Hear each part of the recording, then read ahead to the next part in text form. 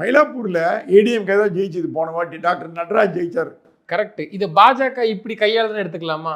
Already AIADMK கோட்டையா இருந்த இடத்துல சுலபமா ஜெயிச்சிடலாம். ஆமாம், அது அப்படி அந்த எண்ணம் தான் அதுக்கு.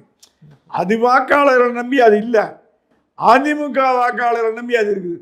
இப்போ மயிலாப்பூர்னா இந்த வாட்டி வேலு வந்தார், போன வாட்டி நடராஜ் வந்தார், அப்புறம் ரங்கராஜன் ஒரு கேண்டிடேட் இருந்தார். அது மயிலாப்பூரில் இப்போ பிராமின்ஸ் தான் போடுவாங்க, ஜெயலலிதா, KN லக்ஷ்மணன் அந்த மாதிரி. ஆனால் இந்த வாட்டி வேலு வந்தார், வேலு சிறப்பாக பண்ணுறாரு. அவர் ஜாதி மதம்லாம் பார்க்குறது இல்லை, அவர் ஏழை குழந்தை ஹெல்ப் பண்ணுறாரு. அதனால் பிராமின் நிறைய பேர் சப்போர்ட் பண்ணுறாங்க வேலு, அது வேறு விஷயம். ஆனால் இவங்க ஏடிஎம்கேலையும் போடுறது, டிஎம்கேல போய் பிராமின் போடுவாங்கன்னு எதிர்பார்க்குறது தப்பு.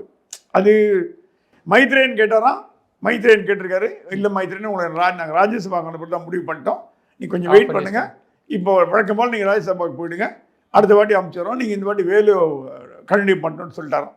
ஆனால் டிஎம்கே தவிர ஏடிஎம்கேலையோ மற்ற கட்சிகளையோ பிராமின் போடுறது தான் மயிலாப்பூரில் வழக்கம்.